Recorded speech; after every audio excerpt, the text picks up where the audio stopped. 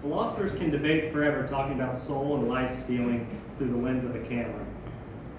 This is an instant in history where souls and life hold little regard in photography. Many families in the late 18th century, late 19th century, didn't have the funds for cameras in their homes, and their families didn't necessarily take family photos as much as we would today. What they would do is call a traveling photographer, and the traveling photographer would usually take a week or so to come down and take a photo. But they would do this after they have passed, post-mortem, because that's the only time they would usually save for a photo. We get the term living room from a room where they would put a post-mortem person in their family. They would cover the room in flowers to stop the smell from the body. They would also cover the body in a netting, and the netting would protect against bugs. Basically, also, some people would say that it would kind of make a barrier between the living and the dead, because they didn't want that because there was a lot of taboo things about disease at the time. A lot of people were passing from disease, like children and stuff like that. So the netting was kind of a safeguard against that in their minds.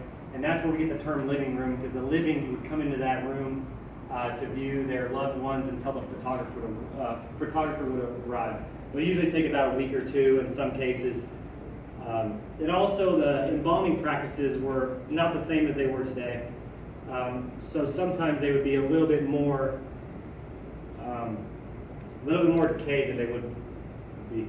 In this picture, this is a good example of the practices they had in the days with the photography. It would take up to 10 minutes for a photo to be developed.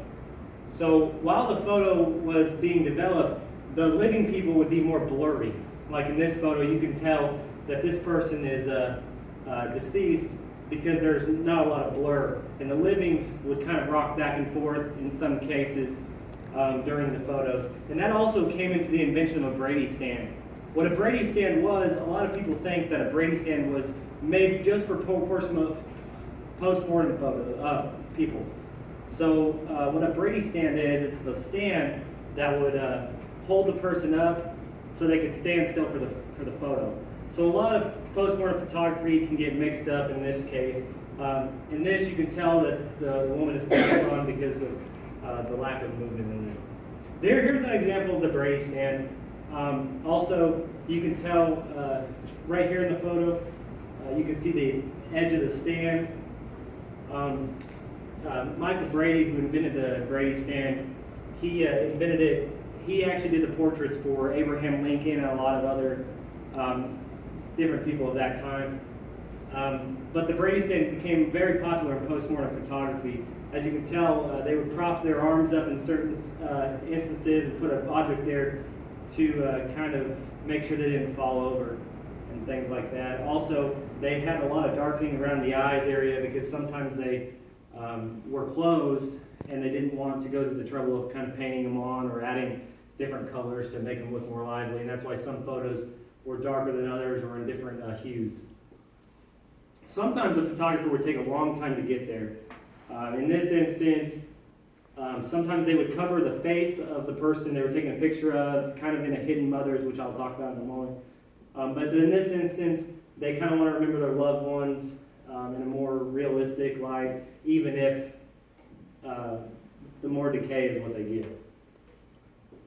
In this instance, sometimes they didn't use Brady stands. They just kind of laid the person against a loved one, or they would kind of they do different techniques. In this technique, obviously the mother would lay in this way. And also, if you look closely, you can tell that the eyes are being held open by a little adhesive if you look closely on this eye.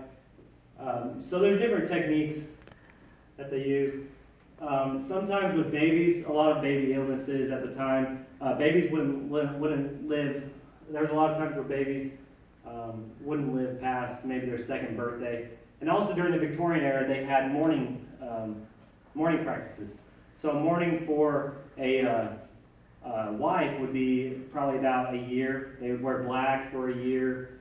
Mourning for a brother, probably about 6 months. For a child, it would be only about 6 months, or maybe even a little less, because it was so frequent that the children would pass. In this instance, this is what we call a hidden mother. A hidden mother, the mother is either really decayed, or the mother is holding up a child who has passed away, and they kind of want the pictures of the family, so they are holding the child. In this instance, since the mother is draped in black and the baby is draped in white, there's a good assumption that the baby is the one that has passed.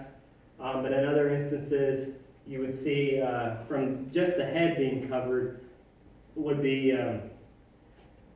the mother would be passed on, but the face was more decayed. And they did this basically kind of the same thing as the Brady stand. They would want to hold the child up.